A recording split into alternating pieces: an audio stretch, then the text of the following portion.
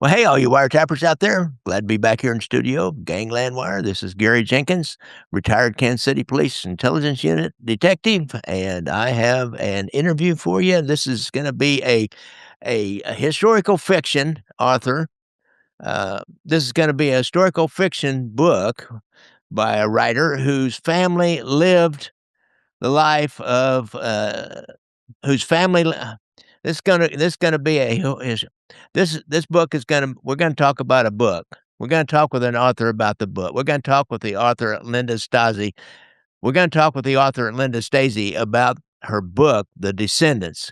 Now, she wrote a historical fiction, but it's based on her actual family's history from Sicily to New York to the Wild West of Colorado. Now, get that. You never heard of many Italians out west in Colorado, but she's gonna tell us a lot more about that and how they were actually ended up being part of the Pueblo, Colorado mafia, the Corvino family, and then got involved in bootlegging and then later were involved in ranching and different things like that. So it's a little different take on the mob in the United States than we usually get, but I like to do things that are a little bit different. So welcome, Linda Stasi.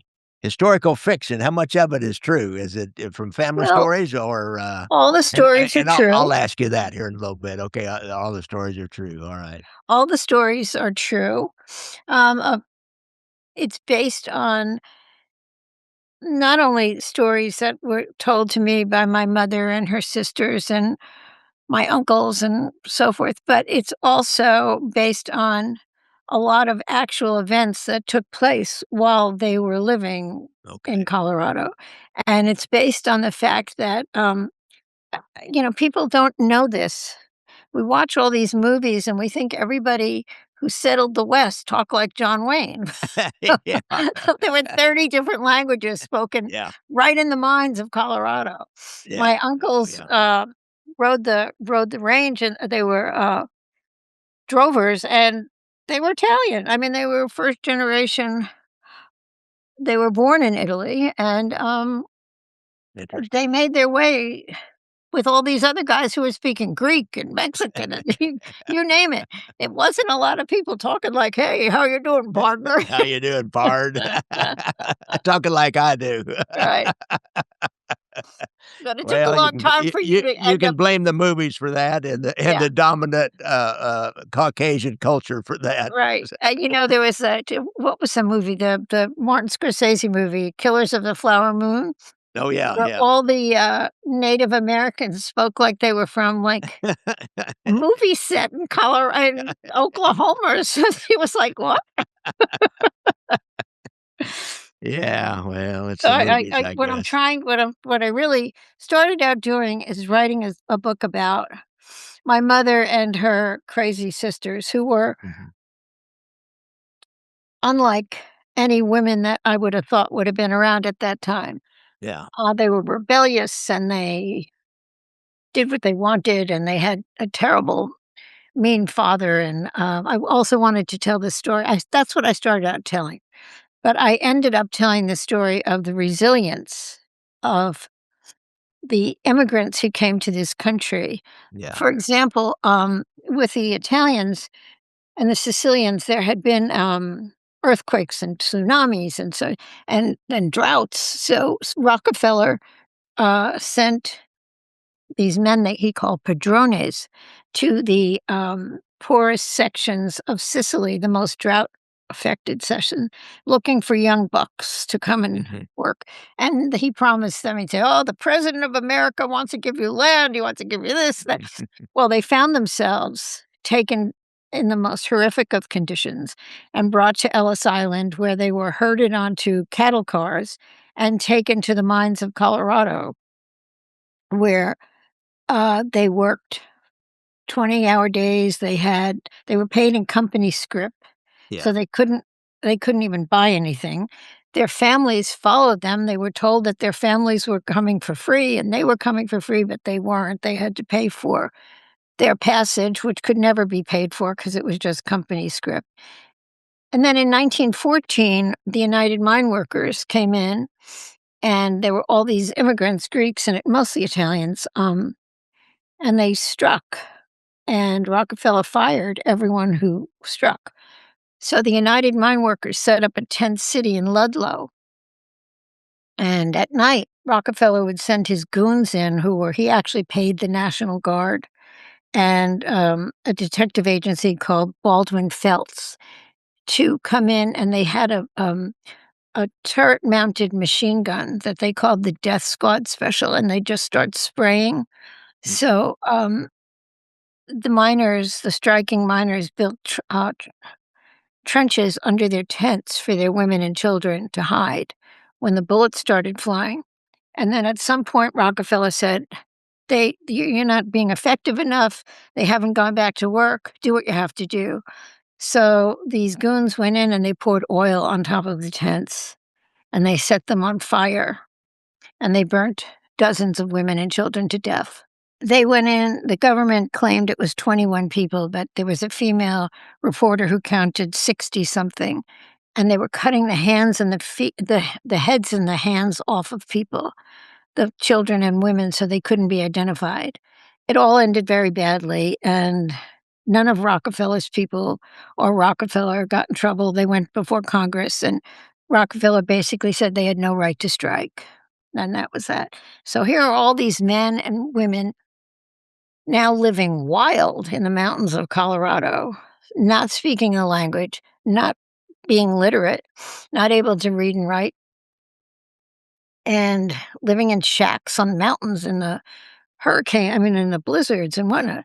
And then this so odd. In 1916, Colorado declared prohibition, which was 4 years before the rest of the country. So these guys said, "Well, we know how to make booze. We know how to make wine. What do you mean you can't have booze and wine?" So that's how bootlegging started in Colorado, and that's how the mafia began in the West with these interesting, yeah. guys. Is kind of interesting. As I was looking down through your book, I did a story on the more modern mafia. This started during bootlegging times in Yeah, Pueblo, and I noticed in your book you right, refer to Pueblo. This was the right. Corvino brothers. So was that? Did you study that? Is that some of the background that you use to make? Yes, uh, The use the story. You use real stories as well yes. as the real stories from your family, real stories from Well, the history. Carlinos are my family. Oh, you're Well, what related to the happened was I Carlinos. didn't know that, and my cousin Karen, came across this photo of the man who was her grandfather that she never met because he was killed in the longest gunfight in Colorado history when she was 10 days old, and he was Charlie Carlino. So she came across it, and we met. We ended up r meeting the family. Sam Carlino is, my cousin, and he owns, like, this big barbecue joint in San Jose, California, and, we've become very friendly. So I said I'm looking at this, and I think, "Wait a minute. Vito Carlino is the father. He has 3 sons and 1 daughter. The youngest son, Charlie, who was the handsome man about town cowboy, Mhm. they had a rival family called the Danas in bootlegging, and Charlie Carlino and his bodyguard were riding across the Baxter Street Bridge, driving in one direction, and the Danas were coming in the other direction, and the Danas got out and killed them. And it's exactly what I'm thinking to myself. Vito Carlino, Vito Corleone, 3 sons. Charlie gets killed on the bridge while the 2 cars are I thought, Wait a wait minute. a minute. Where have Mario I seen this Puzo read before? my family story." I mean, it can't be that coincidental, right? No. No, it can't be. Even the Somebody bridge, they somebody was just doing their placed it in a research. different place. So Charlie died, was killed in this gunfight on the bridge, and his body floated down the river, and my aunt, had baby Charlotte, who was only 10 days old at the time. So, that's all these stories are true, and it started other gunfights and so forth and so on, and, but I thought, "Holy shit, that's my family." I had no idea. I mean, I knew my aunt was married to a guy whose name was Charlie Carlino, and I should show you the picture because he looks like the missing link from the Village People. He's got big fur chaps on and a cowboy hat and his 6 I mean, he's got his holsters on and he's got his long gun over his shoulder. It's like, wow. So, yeah, so that story's true, and my mom was a little girl and when the Pueblo flood happened, and she always recalled the story to me about watching in horror as the cows and the, horses and people were floating away dead, Wow. and, So now that's the name of your book is A Descendant, which is you, of course, and right, you're kind of use the situations that you just described and the real life people in this book. So right. then, how does this book progress then, and what other situation do you use to Well, provide? I used, many of the acts I used the Ludlow Massacre, the flood, the bootlegging, the, prohibition. I also uncovered that the governor of Colorado, assigned all these guys to become prohibition agents, but they were all KKK. Yeah. So they actually had license to kill the immigrants, just saying, they had to steal, and they were wholesale killing people, so there's that story, there's the story of the congressional hearing of Rockefeller after that, and, the st the book ends up with my mother, beating my father, who was not in Colorado. She met him at my aunt's wedding and avoided him, and they finally got together, and the book ends up at the start of World War II, Mm. and my father was drafted into the Air Force or the Army Air Corps, as it was called that time, and his was assigned to a bomber. He was a co-pilot or a bombardier or something, I forgot. And my grandfather on my father's side said, "Well, wait a minute, where are you gonna do this?" And he said, "Well, we're going to Italy." And he said, "You're gonna bomb your own country?" And my father said, "No, no, Pop, this is my country." So the book Interesting. comes full circle. Yeah, really.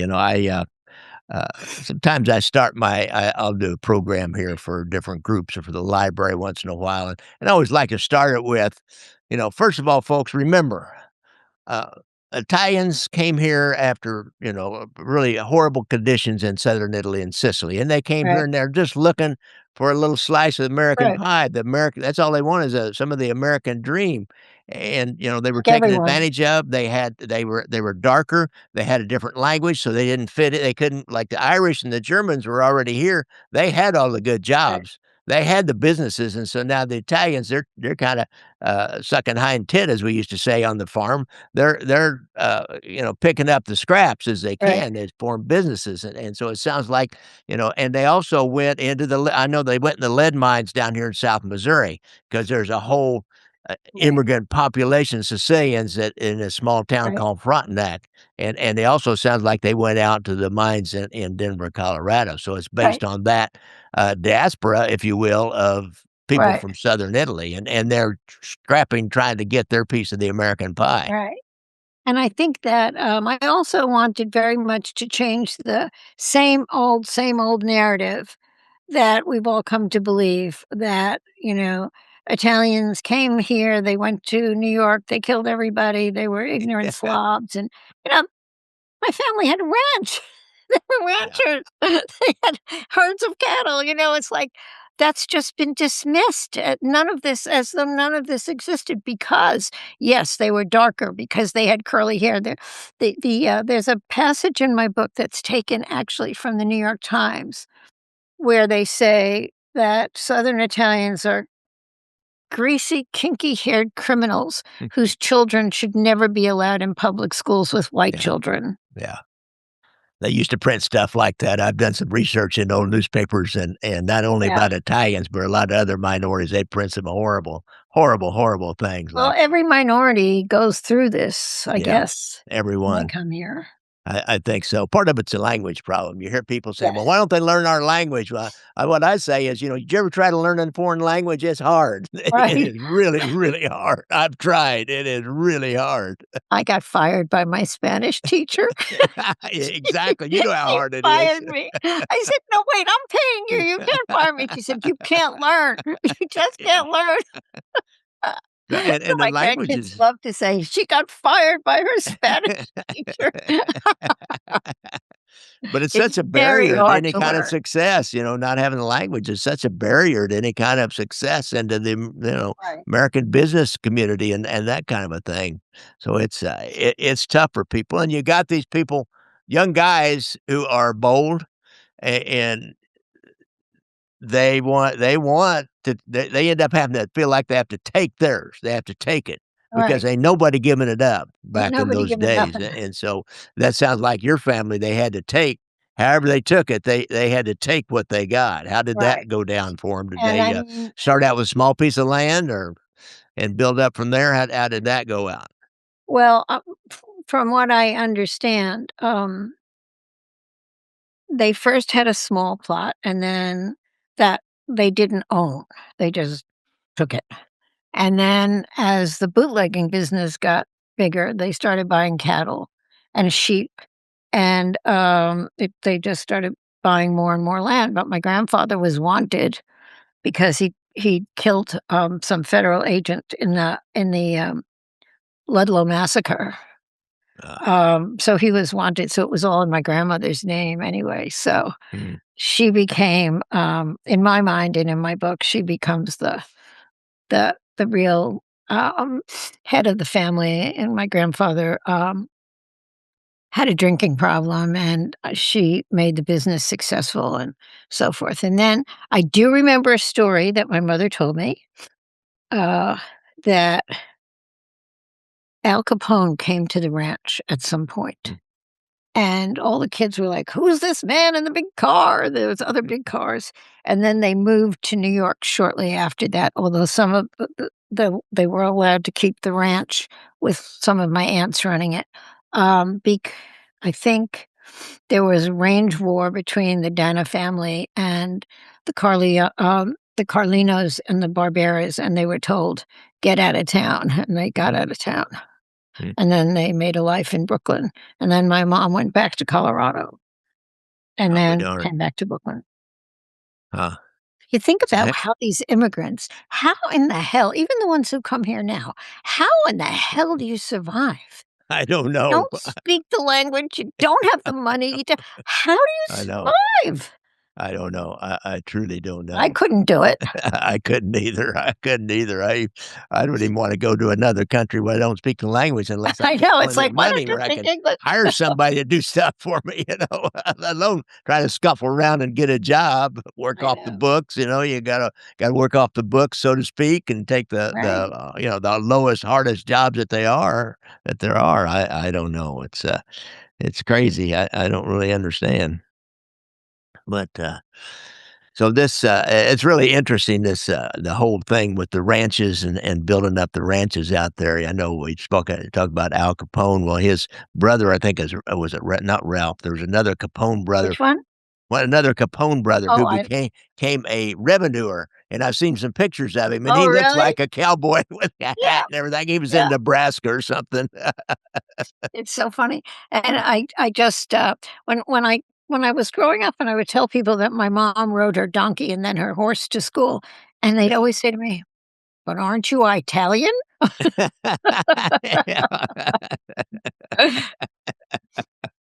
That's Italian. Italian.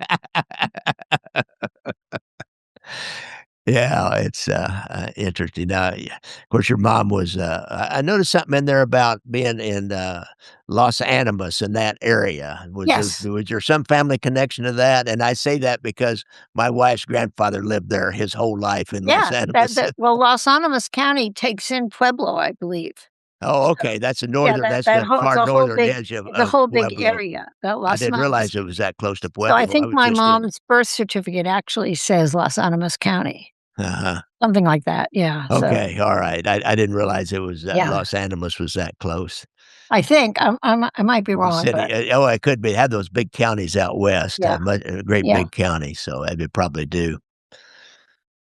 So let's see, what, tell us a couple other stories out of that book that you remember that there or, you know. Well, there's a story of, my mother and her sister Clara. Clara, was a year ooh, they're what do they call Irish twins, Italian twins, so she Yeah. was, like, 14 months younger than my mom, and, when my mom had to start school, um, she was very close to my Aunt Clara, and they refused to go to school without each other, so my grandmother lied and said they were twins. And the teacher said, "I don't think they're twins. This one's much littler than the other, and I'm gonna send the sheriff to that guinea father of yours and make sure." Well, unfortunately, the town hall burnt down with all the records that night, so they were never able to prove that Aunt Clara was a year younger. Interesting. And also, there's a story of how they were in school when the flood hit, and my mother did have a pet wolf who was probably part wolf, part dog, but it was her pet named Blue. They got caught in the flood because they were bad and they were had detention after school. And had they left earlier, they would have. So the dog came and dragged them, was screaming and barking and making them leave. And the teacher got scared because of the wolf, and so they left. And the wolf was taking them to higher and higher ground. And had they stayed in the schoolhouse, Ah, they would have been killed. The teacher was killed. Everybody was washed mm, away. wow. Yeah, those animals, they got more of a sense of what's Yeah, going on in nature yeah, well, than people absolutely. do, that's for sure. But Let's she had see. always told me about her dog wolf named Blue. When they went back to New York City, was there any did they fall in with any mob people back there? I see Um, they go back to they Red they Hook, they which had is connections that they were told, you can like Meyer Lansky and a couple of other people who would help them. Um, but my mom so here's an absolutely true story, and I think I have it as an epilogue in the book. So a few years ago, several years ago, my daughter, had gotten a job in the summer, during college as a slave on a movie set that was shown in being filmed in Brooklyn, and she got the job because she, A, had a car, and B, she could speak Italian, and the mm, actress was Italian, so every night she'd work till, like, 12 o'clock, and I'd be panicked that she'd been kidnapped or something, so and she'd drive her car home, but then every night she was coming home later and later, and I said, "What's going on?" She said, I found this little restaurant and right near where in Red Hook where the, and it wasn't called Red Hook, it was called, they have another fancy name for it now. Um, and she said, and I just got to know the owner, and he's really nice, and, I told him that when I graduated from college, if I had enough money, could I rent one of the apartments upstairs? And he said, "Yes." And she said, "We've gotta take grandma there, we've gotta take grandma there, she'll love the place, she'll love the place." And so my mother got sick and just came home from college, and she was laying in the bed with my mother, and she said, "Grandma, you're gonna get better, and then we're gonna take you to this restaurant, and I promise you, you're gonna love it." So my mother, thank God, did get better, and we took her to the restaurant. And, the man comes over, and it's a little tiny Italian restaurant, and the man comes over and he says, "Oh, Jessica, my favorite, let me make you my favorite panellis." And my mother said, "You make panellis?" And he said, "Yes." She said, "Oh, when we first came to New York, the man who owned the restaurant made us panellis every day and would give it to us before we went to school." And he said, "Really? What was his name?" And she said, "Don, whatever." And he said, "Well, that's my grandfather." She said, "Well, what do you mean?" He said, Well, this is she said, "Where are we?" And he said, "Oh, um" they called it Carroll Gardens. And he said, "Well, it's Carroll Gardens." She said, "Well, I grew up in Red Hook." He said, "Well, it is Red Hook, it's" Ah, she said, "Well, what's the address here?" And he said, "151 Carroll Street." And she said, "My mother died in this building. hmm, My daughter would have rented the apartment where her great-grandmother died. hmm. What's the chances of that, of the 50,000,000 apartments in New No, York City?" I don't know. And the restaurant only seats like 30 people. So my mother went and took a picture off the wall, and she said, this is our apartment." And there were like 30 people in the restaurant. It's a real rough and tumble place, and truck drivers and everybody started crying. The whole place is now crying. All these big Really? grown men are crying. Isn't that some story? Full circle, man, that's something, yeah, that is, and especially in the city, it's even more amazing in a city like New York I City. know, I That know. huge, that friggin' That huge. exact apartment. Yeah, that is So that big. restaurant plays a big part in the book as well, in the Oh, family. okay. All right. Guys, the book is The Descendant, Yellowstone Meets The Godfather, huh? This is Linda Stasi, did I pronounce that right, Stasi? Stacy, actually. Stacy, this is Linda Stasi, and, Linda, I didn't really ask you about yourself. Tell the guys a little bit about yourself before we stop here. Well, I am a journalist. I've been a columnist for New York Newsday, the New York Daily News, the New York Post. I've written 10 books, three of which are novels. Um, and I've won several awards for journalism. And I teach a class for the Newswomen's Club of New York on to journalists on how to write novels because it's the totally opposite thing. It's like teaching a dancer to sing. It's Mhm. totally opposite. And one of my mentors was Nelson DeMille, my dear late friend Nelson DeMille. And I called him up one night and I said, after I wrote my first novel, and I said, "Nelson, I think I made a terrible mistake." He said, "What?" I said, "I think I gave the wrong name of a city or something." He said, "Oh, for God's sakes, it's fiction. You can write whatever you want." Yeah, But when you're a journalist, if you make a mistake like that, you're ruined. yeah, exactly.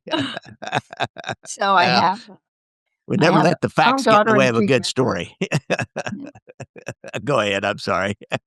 No, I said I have a daughter and 3 grandsons. My daughter is the only female CEO of a games company. She was on the cover of Forbes. And my husband just died recently, and, Sorry.